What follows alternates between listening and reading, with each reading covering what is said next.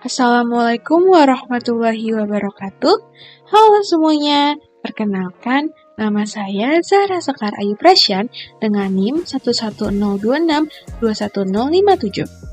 Saya merupakan mahasiswi jurusan Pendidikan Khusus di Universitas Negeri Jakarta.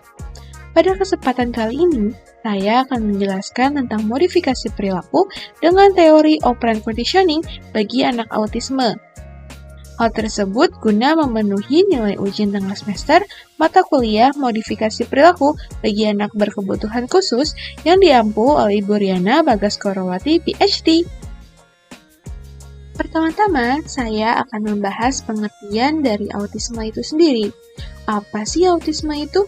Menurut Junior, pada tahun 2002, autisme adalah gangguan kompleks yang mempengaruhi perilaku dengan akibat kekurangmampuan berkomunikasi, hubungan sosial, dan juga emosional dengan orang lain, sehingga sulit mempunyai keterampilan dan pengetahuan yang diperlukan sebagai anggota masyarakat.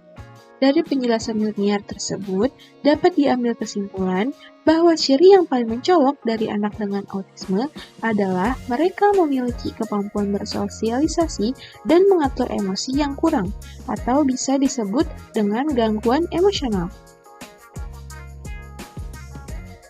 Gangguan emosional pada anak autisme dapat dilihat dari perilaku mereka. Anak autisme cenderung memiliki sifat lebih agresif, suka menyakiti diri sendiri, mengamuk tanpa alasan, bahkan melamun. Anak dengan autisme juga sangat sulit untuk mengendalikan emosinya. Oleh karena itu, anak dengan autisme seringkali terlihat tertawa, menangis, dan juga marah tanpa sebab. Menurut Hartono pada tahun 2002, anak dengan autisme juga memiliki perilaku maladaptif lainnya seperti perilaku hyperaktif, impulsif, serta destruktif. Dalam gejala hiperaktif, mereka sering terlihat sibuk dengan tangan atau kakinya, duduk dengan gelisah, sering meninggalkan kursi pada situasi yang menuntutnya untuk duduk, dan juga sering berbicara berlebihan. Hal ini menyebabkan anak tidak fokus saat belajar dan ada kemungkinan akan mengganggu teman sekelasnya. Nah, gangguan emosional anak dengan autisme seperti yang sudah dijelaskan sebelumnya dapat diatasi dengan pengaplikasian teori operant conditioning. Menurut Margaret dan Bill Kreitler, operant conditioning merupakan proses yang dilakukan untuk mengubah perilaku suatu individu melalui penguatan atau reinforcement berupa makanan ataupun minuman favorit anak, serta punishment atas respon yang diberikan oleh subjek atas kehadiran stimulus yang cocok. Teori operant conditioning sendiri dikemukakan oleh psikolog asal Amerika Serikat bernama B.F. Skinner. Studi Skinner sendiri terpusat pada hubungan antara perilaku dan juga konsekuensinya. Sebagai contoh, misalnya bila perilaku seseorang segera diikuti oleh konsekuensi yang menyenangkan, orang itu akan terlibat dalam perilaku itu lebih sering dan juga sebaliknya. Penggunaan konsekuensi yang menyenangkan atau reinforcement dan tidak menyenangkan atau punishment untuk mengubah perilaku itulah yang disebut dengan operant conditioning. Selanjutnya, kita akan membahas tentang pengaplikasian teori operant conditioning. Bagaimana sih pengaplikasiannya terhadap anak dengan autisme? Berdasarkan teori tersebut, metode yang cocok dalam memodifikasi gangguan emosional pada anak dengan autisme yaitu dengan pengaplikasian metode ABA. Handojo pada tahun 2003 menyatakan bahwa ABA adalah metode pelaksana perilaku yang berkembang sejak puluhan tahun dan ditemukan oleh Ivar Olovas yang merupakan psikolog Universitas California, Amerika Serikat. Metode ini merupakan pengaplikasian teori operant conditioning yang dikemukakan oleh B.F. Skinner. Dalam teori tersebut disebutkan suatu pola perilaku akan menjadi mantap jika perilaku itu diperoleh anak jika terdapat pengaturan positif atau reinforcement, karena mengakibatkan hilangnya hal-hal tidak diinginkan melalui penguatan negatif atau punishment.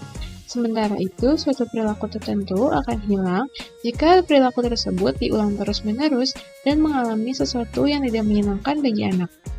ABA sendiri bertujuan untuk membentuk perilaku positif dan mengurangi atau menghilangkan perilaku yang negatif, diperkuat dengan penjelasan Muslimah pada tahun 2009 yang menyatakan bahwa ABA bertujuan meningkatkan atau menirukan perilaku tertentu, meningkatkan kualitasnya, menghentikan perilaku yang tidak sesuai, dan mengajarkan perilaku-perilaku yang wajar pada anak autisme. Metode ini harus dilakukan secara disiplin, konsisten, dan juga rutin. Idealnya, metode ini diberikan kepada anak usia 2-5 tahun dengan latihan sekurang-kurangnya 40 jam per minggu. Prinsip metode ini adalah mengurangi perilaku yang buruk atau berlebihan dengan cara memberikan punishment berupa feedback negatif seperti berkata tidak, raut wajah kecewa, gelengan kepala, dan feedback negatif lainnya. Sementara terhadap perilaku yang baik akan diberikan feedback positif atau reinforcement berupa makanan atau mainan favorit anak. Selanjutnya, saya akan mencontohkan sebuah studi kasus serta solusinya dengan menggunakan teori operant conditioning. Studi kasus berupa seorang anak dengan autisme berumur 5 tahun berperilaku negatif dilihat dari anak tersebut tidak bisa duduk dengan tenang dan selalu terlihat gelisah selama pembelajaran berlangsung, serta seringkali menjambak rambut teman yang duduk di sebelahnya tanpa sebab, sehingga membuat pembelajaran kurang kondusif dan temannya terganggu. Solusi yang dapat diberikan dalam permasalahan ini adalah dengan menggunakan metode ABA yang disesuaikan dengan masalah yang terjadi pada diri anak tersebut, yaitu rendahnya tingkat pengontrolan diri berupa sering menjambak rambut temannya dan tidak dapat duduk diam terlalu lama. Metode ini dilakukan dengan cara drill dan harus dilaksanakan setiap hari agar anak dapat terbiasa dengan perilaku yang ingin dibentuk. Tata cara pelaksanaannya adalah dengan membiasakan anak duduk diam tanpa melakukan apapun selama durasi waktu yang telah ditentukan, misalnya 20 detik. Setiap kali anak berhasil duduk diam selama 20 detik, anak akan mendapatkan reward atau reinforcement berupa bermain dengan mainan yang ia sukai. Dan jika anak tidak dapat duduk diam selama 20 detik, maka anak tidak mendapatkan mainannya tersebut. Durasi waktu dapat ditambahkan jika anak sudah dapat duduk diam dengan kondusif selama durasi waktu yang telah ditentukan sebelumnya.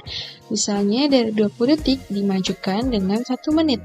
Jika sekiranya anak sudah dapat duduk diam, maka akan ditambah dengan adanya teman yang duduk di sebelahnya.